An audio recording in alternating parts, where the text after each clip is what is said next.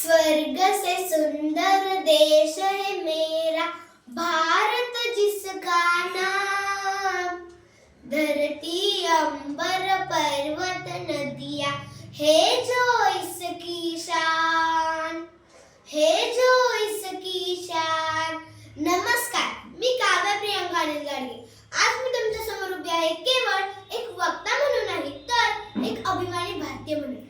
कारण आजचा विषय त्याचा आहे जो उच्चारताच अंगावर रोमांच येतात। तो केवळ एक विषय नाही तर तो आहे माझा अभिमान, माझी ओळख, माझे स्वप्न आणि माझे भविष्य, माझा भारत, सुंदर भारत। मित्रांनो, भारत हा शब्दच इतका पवित्र, इतका तेजस्वी आहे की तो उच्चारताना जिभेवरून प्रकाश झोत निघतो।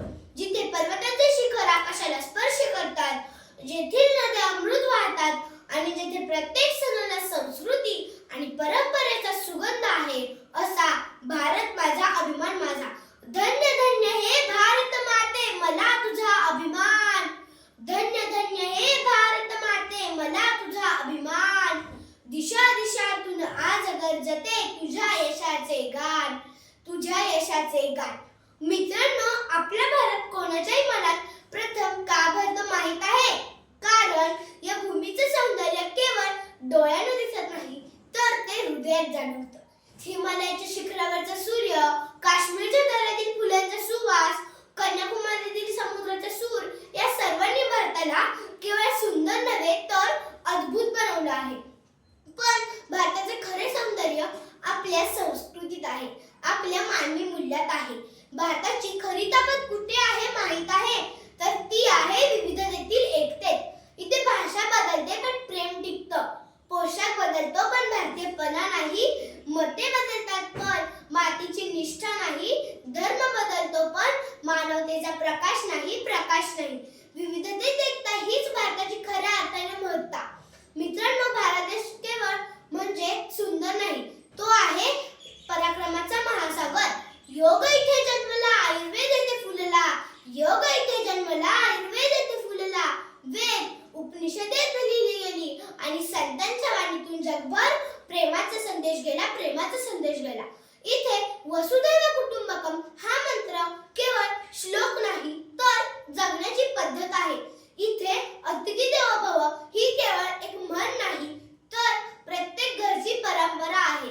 ज्ञानदीप देवत ठेवणारी संतांची ही धरती, ज्ञानदीप देवत ठेवणारी संतांची ही धरती, प्रेम करून मैत्री शिकवणारी संस्कृती स्वर्गवर्ती, संस्कृती स्वर्गवर्ती।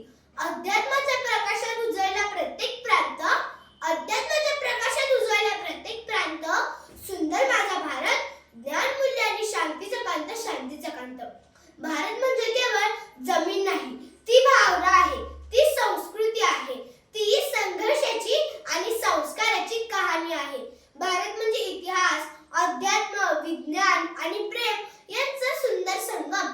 भारताची सुंदरता आपण दररोज घडवू शकतो, एक चांगली कृती, एक मदतीचा हात आणि एक स्वच्छ विचार याने।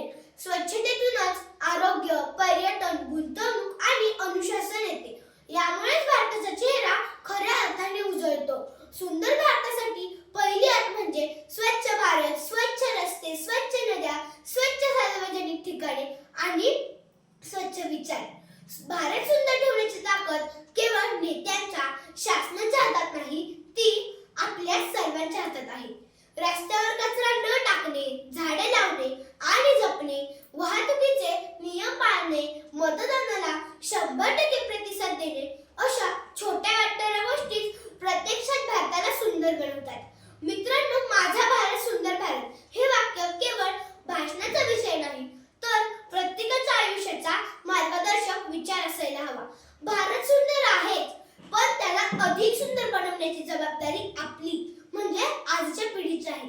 चला तर मग आपण सर्वजण एक छोटासा पण पक्का संकल्प करूया।